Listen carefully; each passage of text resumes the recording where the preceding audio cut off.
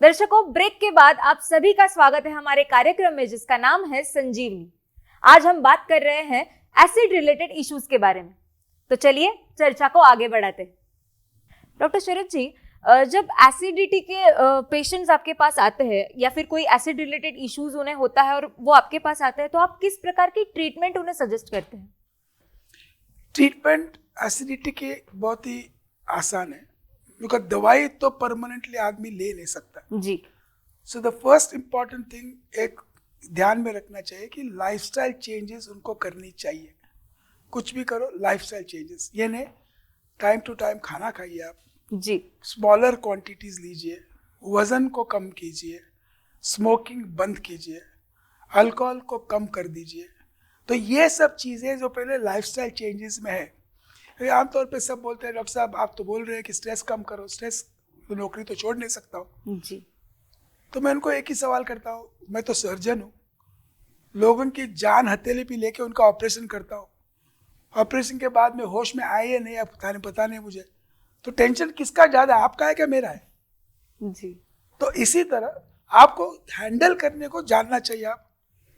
तो मैं क्या करता हूँ, मेरे हिसाब से टेंशन कम करने के लिए I go for a walk every day, and walk के टाइम पे सोचो न किसके बारे में। दूसरी बात, I learn to listen to music.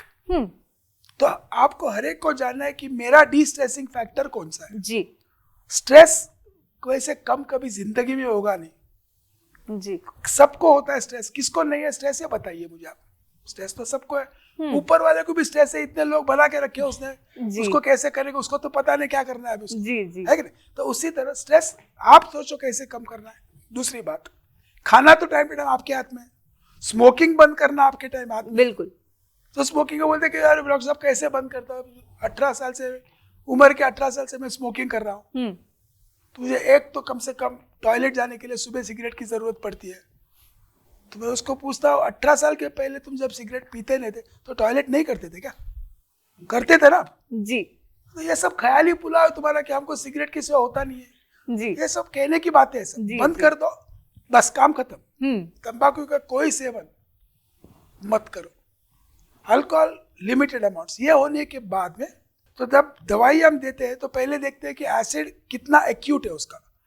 मान लो एकदम बहुत ही पेट में दर्द हो रहा है, जलन होके आ रहा है, उसका मतलब पेट में तेजाब काफी क्वांटिटी से है। तो हम क्या करते हैं, उसको एंटासिड नाम की चीज होती है। सो बेसिकली उसकी बाइकार्बोनेट होती है। बाइकार्बोनेट इज स्ट्रॉन्ग अल्कली, और पेट में तेजाब बनता है तो अल्कली डाल देंगे तो उसको न्यूट्रलाइज करता हो। तो उसको इमीडिएटली वो देंगे तो इंस्टेंट आपको रिलीफ आ जाता है। ओके, ये होने के बाद में वी ऑल्सो गिव हिम कि जहां पे तेजाब बनता है वहां एसिड बंद करने के लिए दवाई देते हैं, जिसको हम H2 रिसेप्टर एंटागोनिस्ट बोलते हैं उसको, दूसरे PPI बोलते हैं भी। और ये मेडिसिन जो है लॉन्ग टर्म के लिए होता है। 8-8 घंटा उसका काम है, कम से कम 12 घंटा काम करती है, कुछ 24 घंटा काम करती है। और तेजाब जो बनता है उसको कंट्रोल में लाके रख देते हैं ताकि आपको सिम्टम्स बंद हो जाए।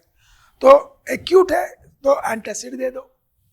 अगर बोलते कि नहीं बार बार ऐसा होता है तो लॉन्ग टर्म के लिए जब देना है तो ये PPI नहीं तो H2 एंटागोनिस्ट दे दो जी।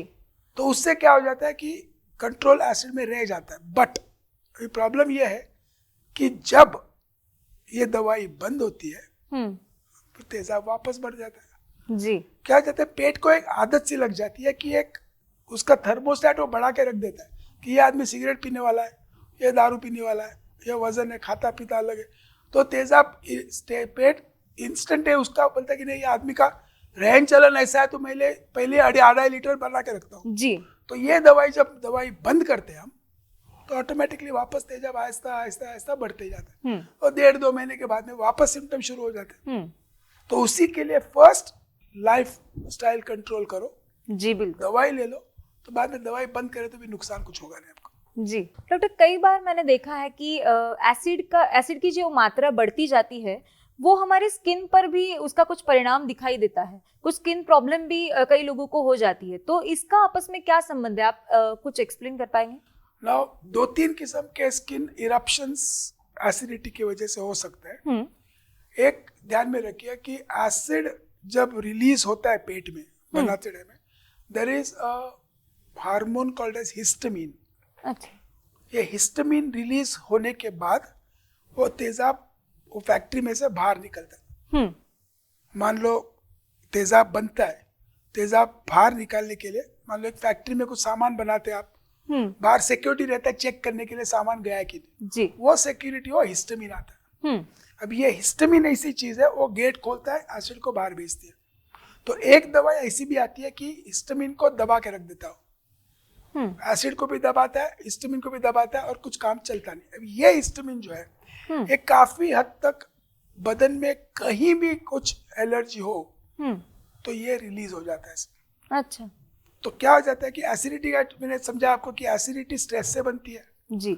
स्ट्रेस से हिस्टामिन रिलीज होता है और सिर्फ पेट में नहीं सब जगह होता है। तो ऑटोमेटिकली जो हिस्टामिन चमड़ी के नीचे क्लियर आ जाता है बाहर, दैट गिव्स एज रेडनेस। तो वहाँ का सर्कुलेशन बढ़ा के वहाँ पे छोटे छोटे दाने निकलते हैं। That is what we call as skin eruptions. जी। उसको हम अर्टिकेरिया बोलते हैं, उसको अर्टिकेरिया नहीं तो एटोपिक डर्माटाइटिस बोलते हैं। ये सब चीजें स्किन पे आ सकती है only because of acid. But that is one small part of it. Technically उसके कारण ये भी हो सकता है कि आप दवाई ली नहीं है काफी टाइम तक, आ सकते हैं एसिड आपका बढ़ गया, बट बाकी जगह पे भी एसिड बन सकता है, लैक्टिक एसिड, उसकी वजह से भी हो सकता है। तो best is when you get this eruption, एक बार एक डर्मेटोलॉजिस्ट को दिखा लो। अगर आपने ये दवाई चालू की और निकल गए तो you know it is related to the acid. Otherwise it can come with many other factors. एक ही चीज नहीं है एसिड की वजह से, बिकॉज जहां जहां हिस्टामिन रिलीज होता है वहां आपको इरप्शंस आएंगे जी। अगर मान लो किसी बिल्ली ने या कुत्ते ने ऐसा ये किया तो वहां पे हिस्टामिन रिलीज होता है, तो वहां पर भी इरप्शन आते हैं जी। अगर आपको स्किन में कोई मेडी क्रीम लगाओ, आप रिलैक्सिल लगाओ, जोर जोर से मालिश करो, उससे भी रिएक्शन आ सकता है, वहां पे रिलीज होता है हिस्टामिन। आप अगर कभी ब्लड चेक करने गए हो तो स्पिरिट से साफ करते चमड़ी लाल हो जाती है, that's a release of histamine. तो there could be many reasons for the skin eruptions. Acidity is one of them जी, पेट का acid.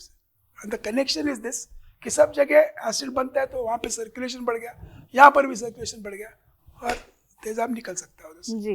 That's it. Okay doctor Sharad ji, मेरा एक पर्सनल सवाल था आपसे। मेरी पड़ोस की एक आंटी है, उन्हें बार बार एसिडिटी की प्रॉब्लम होती रहती है। वो डॉक्टर के पास गई, उन्होंने दिखाया भी, तो डॉक्टर ने कहा कि उनके शरीर में जो एसिड बनाने वाला ऑर्गन होता है वो ज्यादातर ओपन रहता है, तो इसी वजह से उनके शरीर में एसिड बढ़ता रहता है, फैलता रहता है। तो क्या वाकई में ऐसा होता है? इसकी क्या टर्मिनोलॉजी आप एक्सप्लेन करेंगे? अगर आपके सिम्टम्स जो आप बोल रहे हैं अभी, और ये लेडी आंटी आपकी 50 के ऊपर है, तो दो चीजें मेरे जहन में आते हैं ऐसे। एक, जैसे तेजाब बढ़ता है, खाने की नली और वो जो पेट में खुलती है, उस रास्ते में एक छोटा सा दरवाजा रहता है, उधर वाल्व रहता है उधर। वो वाल्व ऐसा होता है कि खाना नीचे उतरती है लेकिन खाने को ऊपर आने देती नहीं है जी। समझाने का तरीका ऐसा कि अगर मैंने खाना खा लिया और शीर्षासन किया, वो खाना बाहर निकलेगा नहीं। वो वाल्व इतना कॉम्पिटेंट है। उम्र के हिसाब से, स्पेशली मीनोपॉज वगैरह होने के बाद में एसिड जब बढ़ता है, ये तेजाब उसको वाल्व को जरा ढीला करता है। दैट्स द रीजन व्हाई ये एसिड जो है इसोफेगस के फूड पाइप की तरफ ऊपर जाता है जी। इसको हम रिफ्लक्स एसिड बोलते हैं। उसको एसिड वापस जाता है। जब वापस जाता है तो फूड पाइप के नीचे ये एसिड वहां पे जला देती है। जैसे मैंने आपको समझाया था कि पेट में तेजाब बनता है लेकिन पेट को कुछ नहीं होता है जी। जैसे मान लो तेजाब एक बॉटल में आता है मार्केट में, तो बॉटल को कुछ नहीं होता है, लेकिन जब बॉटल का तेजाब जमीन पे गिरता है तो धुआं ही धुआं हो जाता है जी। जला देती है। उसी तरह ये खाने की नली को वहां पे नीचे के साइड पे जला देती है। इसको हम बोलते हैं रिफ्लक्स इसोफेजाइटिस बोलते हैं। और ये जो वाल्व जो लूज होता है, ये शायद वो डॉक्टर का मतलब था कि आपका जो एसिड बनाते हैं उसका दरवाजा खुला पड़ा है जी। और ये बीमारी को हम इसको GERD बोलते हैं, GERD, GERD, gastro oesophageal reflux disease. आसान तरीके से उसको हम बोलते हैं रिफ्लक्स इसोफेजाइटिस। इन्फ्लेमेशन में सूजन आ जाती है, छाले पड़ जाते हैं। लेकिन इस उम्र में और एक किस्सा ऐसा आ जाता है कि तेजाब ज्यादा बनने का वजह होती है, कभी कभी पित्त के थैली में पथरी आ जाती है जी। जो पित्त के थैली में जब पथरी आती है, नॉर्मली क्या हो जाता है, पित्त का जो द्रव्य बनता है, उसको पित्त जो बनता है वो पित्त आता है, दैट इज अल्कलाइन, और पेट जो बनाता है वो आम्ल है, जो उसको एसिड बोलते हैं उसको। नॉर्मली जो भी एसिड ज्यादा होता है वो जब छोटी आंत में जब आता है तो ये पित्त नीचे है, उसको न्यूट्रलाइज कर देती है। अभी जब पथरी हो जाती है तो उसका मतलब ये भी होता है कि जो क्वालिटी पित्त की होती है, it is inferior and lesser in quantity. तो जब पित्त कम बनता है और क्वालिटी इंफीरियर होती है, वो पूरा एसिड को डाइजेस्ट कर नहीं पाती है, न्यूट्रलाइज कर नहीं पाती, और उसकी वजह से भी सिम्टम्स एसिडिटी के ही आते हैं उनको जी। तो ये दो चीजें ध्यान में रख के, आइदर वो रिफ्लक्स होगा जो बोल रहे कि वाल्व खुला पड़ा है जी, या पित्त की थैली में पथरी है। तो मैं लोगों को यही बोलता हूँ कि सोनोग्राफी करना आसान है, तो एंडोस्कोपी से पहले एक सोनोग्राफी करके देख लो जी। अगर पथरी नहीं है तो सोचो इसके बारे में कि एसिड वापस आ रहा है जी। डॉक्टर साहब, ये जो एसिडिटी होने का जो रेशो है वो महिलाओं में और पुरुषों में किस तरह से होता है? Good question.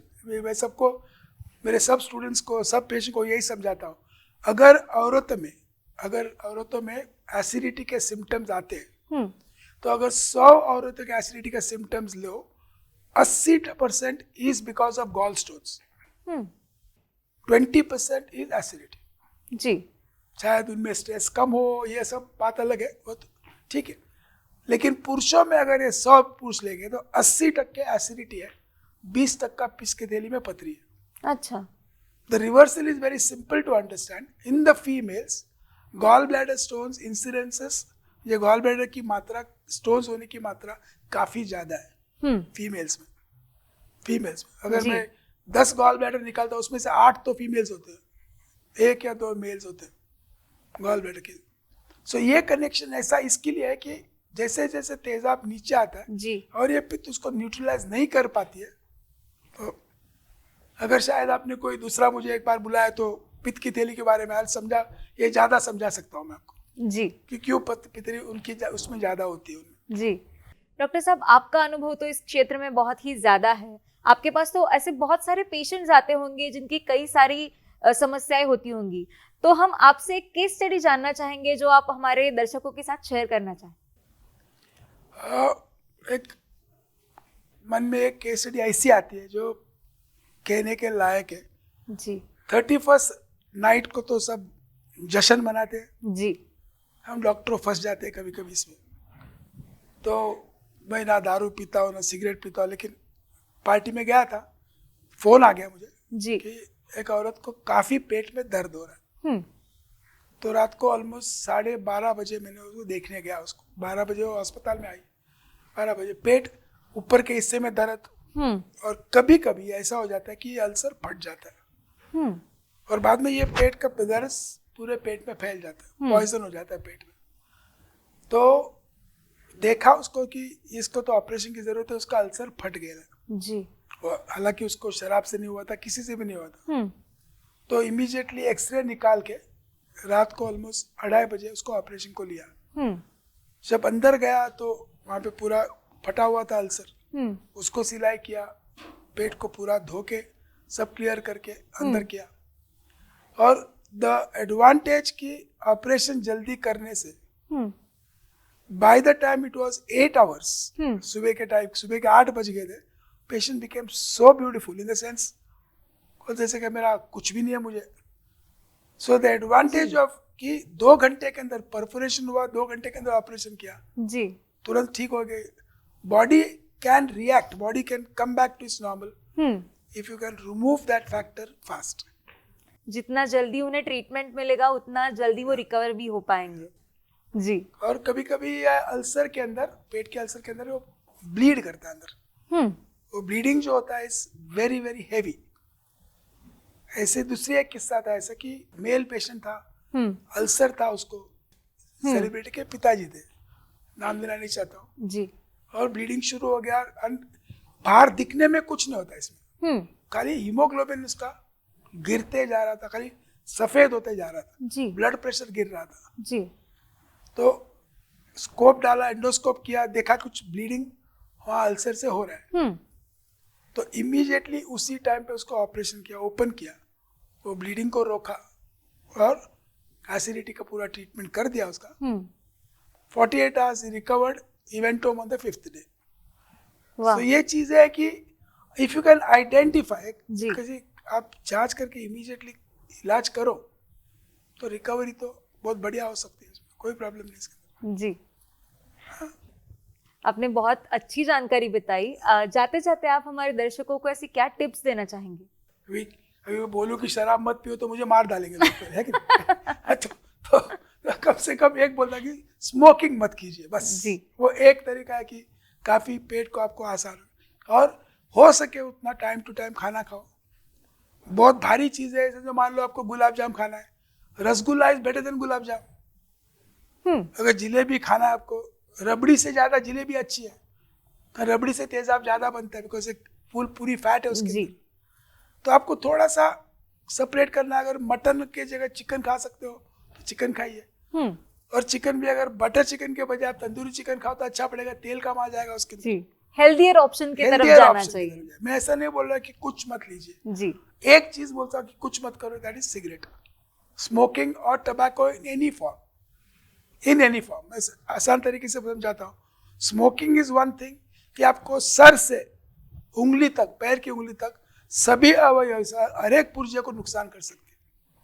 अगर आपको चाहिए तो बताता हूँ मैं।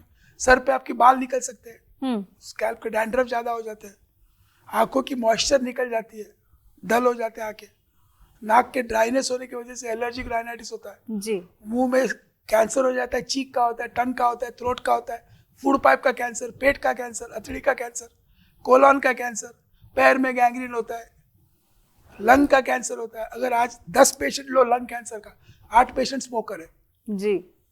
हार्ट अटैक आ सकता है, स्ट्रोक आ सकता है। और किस वजह से लेते हैं आप? ये खाली पफ, धुआं उड़ाने के लिए। आपकी जिंदगी जा रही है धुएं में, हो जी, बंद कर दो। That is the only suggestion I have to people. Ulcer के हिसाब से स्मोकिंग बंद करो, लाइफस्टाइल चेंज करो, ये आपको कभी सताएगी नहीं कभी जी। आपका बहुत बहुत शुक्रिया डॉक्टर, आप यहाँ पर आए, आपने अपना कीमती समय निकाला और हमें इतनी अच्छी जानकारी दी। हम तहे दिल से शुक्रगुजार हैं। नमस्कार। तो दोस्तों, अब अपनी होस्ट और दोस्त को इजाजत दीजिए। फिर मुलाकात होगी संजीवनी के अगले एपिसोड में एक नए विषय के साथ। तब तक अपना ख्याल रखिए।